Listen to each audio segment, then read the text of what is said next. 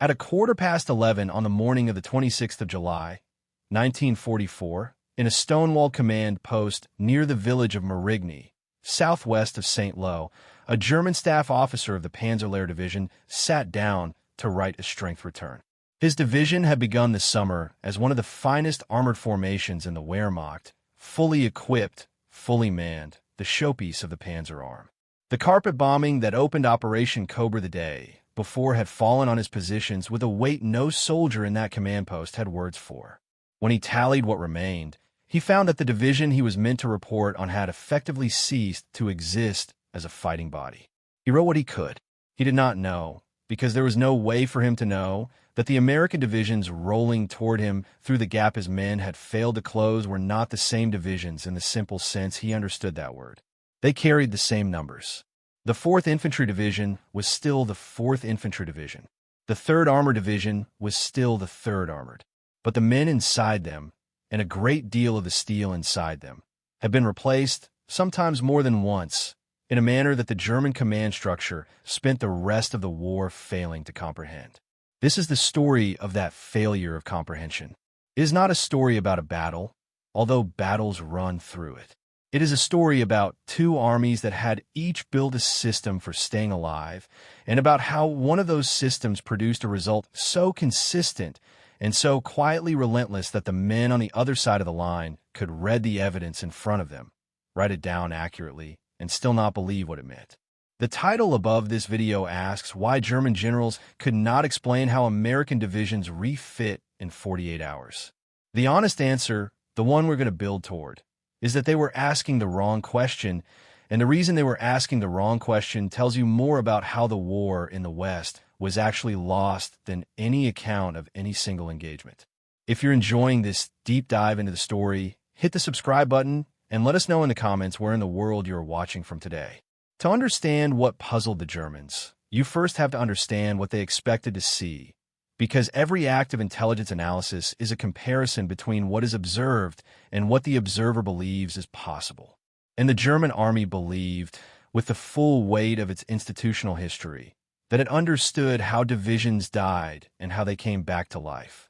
It understood this because it had a method of its own, and that method was one of the genuine tactical achievements of the 20th century German military. It was called, in the dry vocabulary of the General Staff, the Kampfgruppe. A Kampfgruppe was a battle group, an improvised formation assembled from whatever a commander had on hand to accomplish a specific task. When a German division was shattered, the survivors did not wait for replacements to arrive from a depot. The senior surviving officer gathered the remnants, the walking infantry, the handful of operational tanks, an artillery battalion that still had its guns, an engineer company, a clutch of anti-tank crews, and welded them into a single combined arms fist named after himself.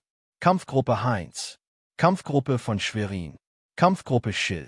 These groups appear in the records by the hundreds, ranging from company-sized scrapings to reinforced brigades, and they were not a sign of desperation. They were doctrine. After the chaotic fighting around Stalingrad in the winter of 1942, this kind of task organization became the rule rather than the exception across the German army, and it expanded steadily from 1943 through to the end. It was precisely this ability to improvise cohesive fighting units out of fragments that allowed smaller German formations to hold their ground against Soviet forces more than twice their size. The Kampfgruppe was an answer to a permanent German problem, which was scarcity. Germany never had enough of anything in the second half of the war. Not men, not fuel, not tanks, not time. So the German system was built to extract the maximum combat power from inadequate resources by concentrating whatever existed at the decisive point, the Schwerpunkt, and accepting that the formation doing the concentrating might be a patchwork held together by the personality of one officer and the discipline of his survivors. It was brilliant, and it was a confession. Every Kampfgruppe was a small monument to the fact that the proper division it had been carved out of was gone. Here is the crucial point, the one that frames everything that follows. The German method of reconstituting combat power was qualitative and improvisational. It depended on the skill of veterans, the judgment of commanders, the cannibalizing of the dead unit to feed the living one. It produced formations that were often tactically excellent and almost always materially diminished. A reconstituted German division was a smaller, harder, more brittle version of its former self. And because this was the only model of reconstitution the German command had ever practiced or observed at first hand, it was the model their analysts unconsciously applied when they tried to read the strength of the enemy across the line. So when a German Corps headquarters watched an American division get badly mauled, lose tanks by the dozen, take heavy casualties in its rifle companies, and then, a remarkably short time later, reappear on the line at or near full strength with its numerical designation intact, the German staff had two possible interpretations available to them. The first was that the Americans had performed the same kind of improvised reconstitution the Germans would have performed, in which case the reappearing division should be weaker, smaller, a shadow wearing its old name. The second interpretation was that the division in front of them was not the same division at all, that the Americans had simply pulled the battered unit entirely off the line and replaced it with a fresh one. Both interpretations were wrong, and the truth, which sat in the gap between them, was something the German system was structurally unequipped to imagine, because it required believing in a quantity of material and manpower that German analysts had been told, from the top, was a fiction. To see why, we have to cross the line and look at how the American army actually worked, and we have to start with a decision that was, by almost any human measure, one of the coldest and most controversial choices the United States Army made in the entire war. It was called the individual replacement system, and the men who lived under it hated it. The American problem was the mirror image of the German one. The United States Army was, by the standards of the war, small. The decision on how large to make the ground army became known among planners as the 90 Division gamble. And it was a gamble for a reason. The country chose to raise a relatively limited number of divisions, eventually around 90, and to wage a global war with them, rather than fielding the much larger number its population could theoretically have supported. The labor was needed in the factories, in the shipyards, on the assembly lines that the second of our two inspiration stories was built around. This meant that the American army, like the German army, could not afford to do the obvious thing, which was to pull exhausted divisions out of combat and let them rest and rebuild while fresh divisions took their place. There was no deep bench of fresh divisions. The ones in the line were, with few exceptions, the only ones there were going to be. They had to be kept fighting more or less continuously from the time they entered combat until the war ended. The man who built the solution to this was General Leslie McNair, the commander of Army Ground Forces, working under the Chief of Staff, General George Marshall. McNair looked at the First World War, when General Pershing had been unable to rotate his divisions and had been forced to cannibalize existing units and plug the holes by hand. And he looked at the 90 Division gamble, and he concluded that the only workable answer was to treat the individual soldier as a unit of supply. A division would never be withdrawn to rebuild. Instead, the holes in it would be filled, one man at a time, by a continuous stream of replacements flowing forward from the rear, the same way ammunition and fuel and rations flowed forward. The division would be a permanent fixture on the line, and the men inside it would be the consumable. The mechanism for this was a chain of installations the soldiers called the Repel-Deppels, a mangling of replacement depots. A young man would be given basic and specialist training in the United States, shipped across the Atlantic as an anonymous member of a replacement draft, and held in a depot near the front until a unit submitted a requisition for bodies. He would then be sent forward, often arriving at his new company in darkness, knowing no one, frequently going into combat within hours alongside men whose names he had not learned. The human cost of this was severe and is well documented. The commanding officer of one company in the 11th Infantry Regiment described, a few months after Normandy, replacements who knew nothing of formations, who had never been battle inoculated, who had no knowledge of field sanitation, men who in some cases evidently thought the war was nearly over and received what he called a rude awakening. The 29th Infantry Division found that replacements thrown into action without time for orientation were developing combat exhaustion after only 24 to 48 hours of fighting. Of one early sample of 552 combat exhaustion cases, 208 were men with less than a week of combat behind them. The literary historian Paul Fussell, who fought in the war himself, wrote bitterly of men turned by training into quasi-mechanical interchangeable parts, anonymous and bereft of individual personality, just one more item of supply in the Army's logistical train. That is the moral indictment of the individual replacement system, and it is real, and any honest account has to carry it. But here we have to hold two truths in the same hand, because the channel does not flatten moral complexity into comfortable shapes.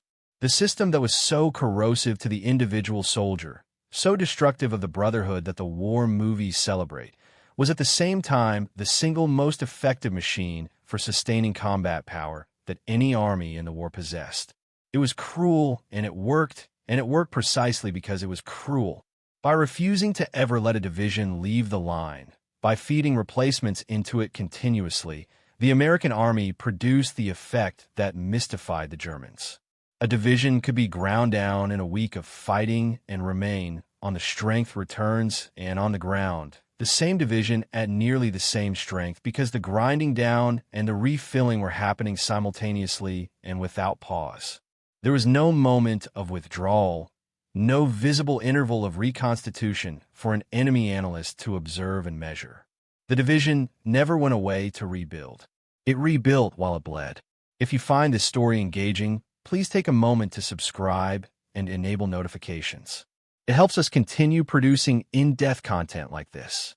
The manpower side of this is half the story, and it is the half the Germans found merely difficult to explain. The other half, the side they found genuinely impossible, was the material.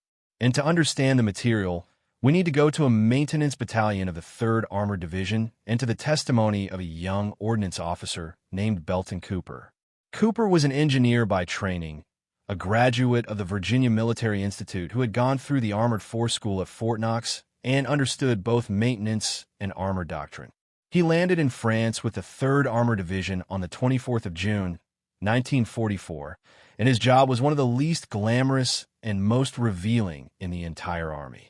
He was one of 3 ordnance liaison officers for the division, and his specific task was to take the combat loss report from Combat Command B at the end of each day's fighting and carry it back to the division maintenance battalion so that the recovery, repair, and replacement of the day's wrecked tanks could be coordinated overnight.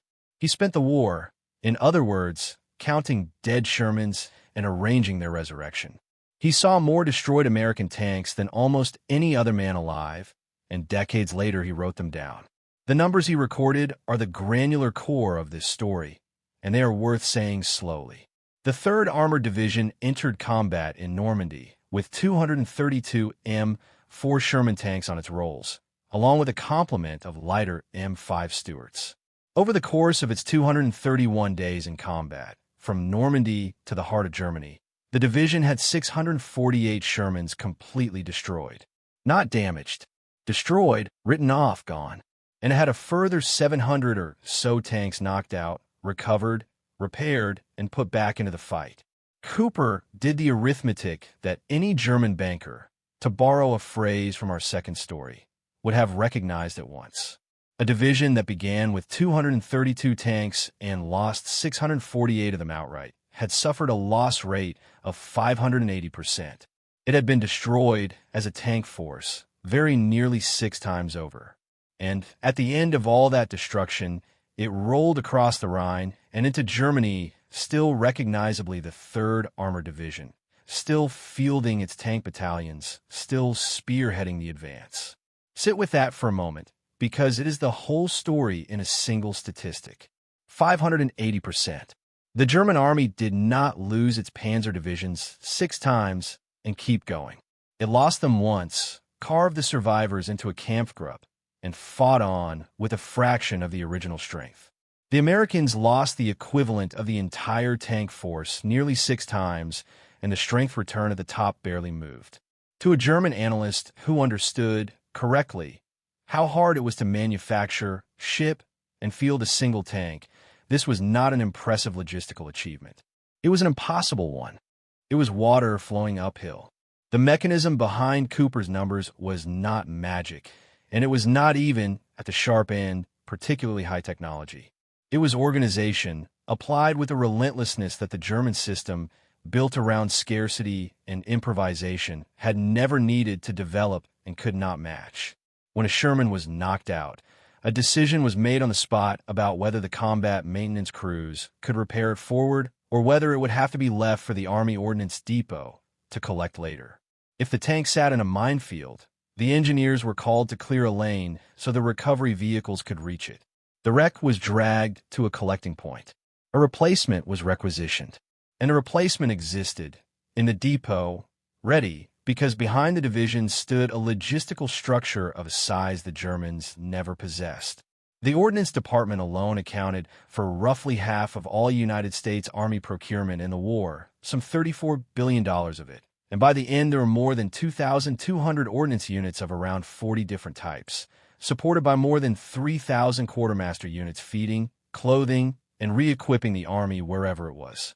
The mechanics of the maintenance battalions performed what one observer fairly called almost superhuman efforts, developing field techniques for stripping a turret off a burned hull and pulling and replacing an engine under conditions that should not have allowed it.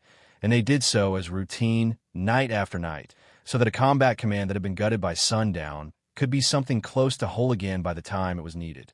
I want to be precise here, because the title makes a claim, and the channel does not defend claims it cannot stand behind. American divisions did not refit in 48 hours in the sense of taking a shattered division and making it whole in 2 days. A full division refit was a matter of weeks, and the men who lived through the replacement system would have laughed bitterly at the suggestion that 2 days could heal what a week of the Hurtgen Forest had done to them. What happened in 48 hours, and what the Germans actually observed and could not explain, was something more specific and in some ways stranger. It was the speed at which individual losses were made good. The tank knocked out on Monday, replaced by Wednesday. The rifle company bled white on one day, refilled with anonymous bodies from the Repel-Deppel within 2 or 3. The artillery battalion that fired off its basic load resupplied before the guns had cooled.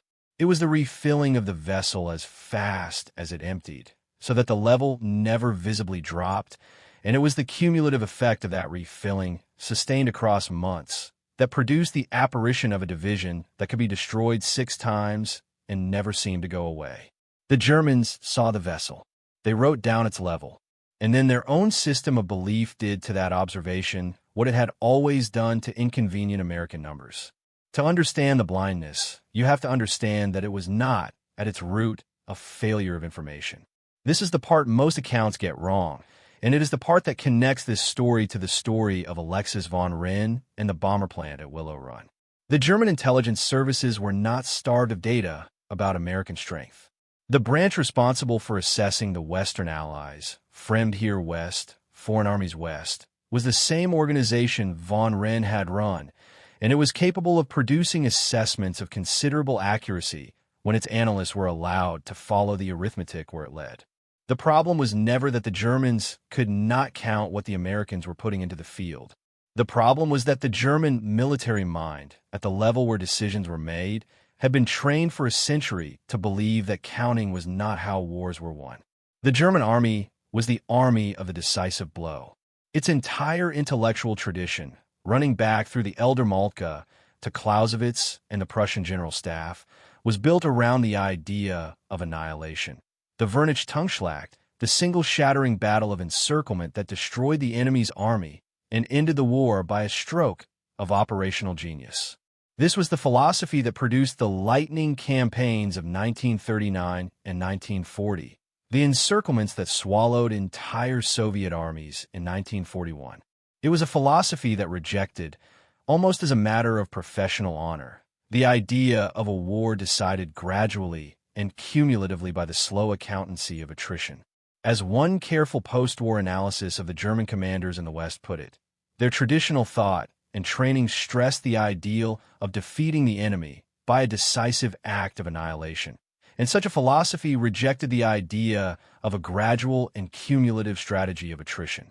When the Allies came ashore in Normandy, the German commanders, Rommel on the coast, Rundstedt preparing his counterstroke, Hitler reaching for his reserves, all searched for the same thing, the decisive action that would destroy the invasion in a single blow.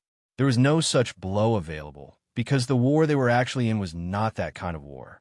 It was a war of attrition, the precise kind of war their doctrine had taught them to despise, and the American replacement and supply system was the engine of that attrition. The whole point of the individual replacement system, the whole point of an ordnance establishment that could absorb a 580% loss rate without flinching, was that it made the decisive blow impossible. You cannot annihilate an army that refills itself faster than you can empty it. You can win every tactical engagement, kill more men, and burn more tanks than you lose, demonstrate again and again the superiority of the Panther over the Sherman and the veteran over the replacement, and still watch the enemy divisions come on, the same numbers on the maps, week after week, until the cumulative arithmetic that you were trained to ignore finishes you. A German staff officer looking at an American division that had been smashed and reappeared was therefore caught in a trap of his own doctrine. His professional training told him that the reappearance must be an illusion, that the division must really be weaker than it appeared, because the alternative, that the enemy possessed a system capable of true continuous reconstitution, implied a quantity of industrial and human resource that his entire strategic worldview was constructed to deny. To accept the American refit at face value was to accept that the war could not be won, that it had in fact already been lost in the factories before the first shot was fired in Normandy, exactly as von Wren's arithmetic had silently concluded back in 1942. And men do not easily accept the document that tells them the war is already over. They prefer, as Göring preferred, the comfortable memorandum to the accurate one. So the explanations the German command reached for were the explanations that did not require believing the unbearable thing. The division must have been a fresh one, swapped in for the destroyed one, a unit rotation of the kind the Germans themselves would have done if they had possessed the reserves. Or the Americans must be lying, inflating their strength returns, mounting a deception. And here the irony deepens, because the Americans were running an enormous deception in exactly this period, the Phantom Army Group in southeast England that helped convince Hitler the real invasion would come at Calais. The German tendency to suspect Allied strength figures of being inflated fictions, a tendency rooted in the refusal to believe the true numbers, made them exactly the right audience for a deception built on false numbers. They had been trained by their own wishful thinking to distrust the real, and were therefore perfectly prepared to believe the unreal. The lie about the army that did not exist landed so well partly because they had already decided to disbelieve the truth about the armies that did. There is a small, telling detail from the fighting in the south of France that shows how this confusion ran right down into the records. When the Americans came ashore on the Riviera in August, a German 19th Army, its communications cut by paratroopers and the French resistance, scrambled to assemble a Kampfgruppe under General von Schwerin to counterattack. The composition of that battle group, as von Schwerin expected to have it, found its way into the post-war American official history, which described a German attack by 4 battalions. When the game designers and historians who later reconstructed the action went back to the actual prisoner of war interrogation reports, the reports of Generals Botch and von Schwerin and Colonel Brindle taken in the summer of 1946, they found the real Kampfgruppe had been substantially smaller than the planned one. The German formation existed more fully on paper and in the intentions of its commander than it ever did on the ground. This is the Kampfgruppe in miniature, a unit that is partly an act of will, an order of battle that describes a hope. It is the opposite of the American division, which existed more fully on the ground, in steel and bodies, than any single strength return could capture, because the return was always a snapshot of a thing that was being continuously rebuilt. The deepest irony of all sat in the German repair shops. As the German army in the West was driven back through France in the autumn of 1944, its own maintenance crews, starved of spare parts by the collapse of their supply lines and the bombing of their factories, were reduced to scavenging. And what they scavenged, increasingly, was American and Allied material. Meanwhile, on the other side, the abundance was so total that the Americans were doing the reverse for sport and convenience. When Patton's Third Army captured a German supply warehouse at Nancy, The quartermasters organized a captured enemy material detail, inventoried the contents, and circulated the list to all their technical services. Among the treasures, 14,000 German spark-plugs were modified to refurbish Sherman tank engines, and captured German motorcycles were rebuilt with German spare parts and reissued to American troops. Think about what that means as a measure of the disparity. The Americans were so well supplied that captured enemy equipment was a bonus, a curiosity to be folded into an already overflowing system. For the Germans, by the end, captured equipment was survival. One army treated the enemy's abandoned material as a windfall to be cataloged and filed. The other treated it as a lifeline. That asymmetry, more than any single battle, is the war. I want to slow down here in the way the channel slows down at the moments that matter and stay with the men who actually had to live inside these systems, because the systems were abstractions and the men were not. The German staff officer at Marigny, who could not reconcile his strength return with the divisions coming toward him, was not a fool. He was very likely a highly competent professional doing honest work inside a structure that had made honesty about the enemy a kind of quiet heresy. He could see the evidence. He could probably even count it correctly. What he could not do was say out loud, in a report that would travel upward, the conclusion the evidence demanded, because the men above him had already demonstrated, again and again, what happened to numbers that contradicted the preferred war. They went into a gray folder, in a gray cabinet, in a room the decision-makers did not enter. And the American replacement, the anonymous young man arriving at his rifle company in the dark, was not a triumphant cog in a magnificent machine. He was frightened, often poorly prepared, frequently dead within his first week before anyone in his squad had learned his name. The system that so baffled the Germans by its smooth efficiency was experienced by the men inside it as something close to a meat grinder running in reverse, feeding human beings into the gap where other human beings had just been destroyed. The 29th Division's own data, those 208 combat exhaustion cases among men with less than a week in the line, is the human price of the very efficiency that looked, from the German side of the wire, like an unfair and inexplicable advantage. The thing that won the war and the thing that ground up the individual soldier were the same thing. That is not a contradiction to be resolved.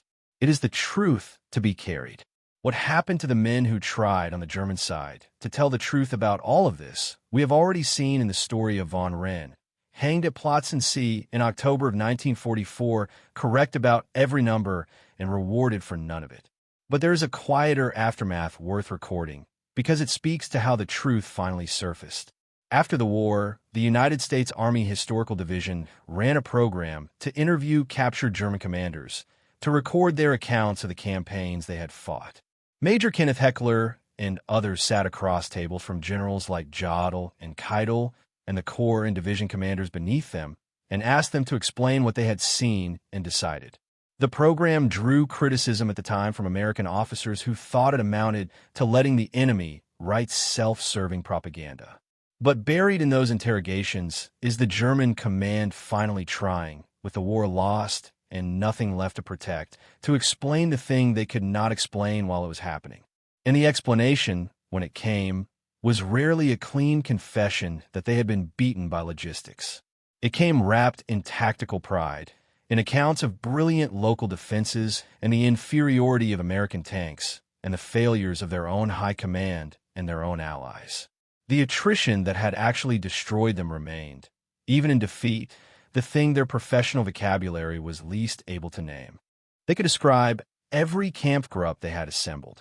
They struggled to describe the river of American replacements and Sherman tanks that had simply kept coming until the river ran into Germany.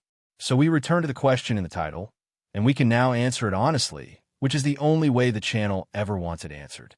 Why couldn't German generals explain how American divisions refit so fast? Not because the speed itself was beyond understanding. The mechanics were simple enough: depots and requisitions and maintenance battalions, and a continuous forward flow of men and steel. The Germans could observe the inputs and measure the outputs. They could not explain it, because explaining it required accepting a premise their entire military culture was built to reject that a war could be decided not by genius and the decisive blow, but by the patient, grinding, morally costly accountancy of a nation that had chosen to treat its own soldiers and its own tanks as items of supply, consumable and replaceable, and had built the most efficient machine in the world for doing the replacing. To explain the American refit was to admit that the kind of war the German army knew how to win was not the war it was in, and had not been since the first steel beam went up at Willow Run. The 48 hours of the title were never really about 48 hours. They were about a level in a vessel that never seemed to drop, watched by men who knew it should be dropping and could not say why it wasn't. The 3rd Armored Division lost its tanks nearly 6 times over and crossed the Rhine, still spearheading the advance. The rifle companies bled and refilled and bled again, and the numbers at the top held steady.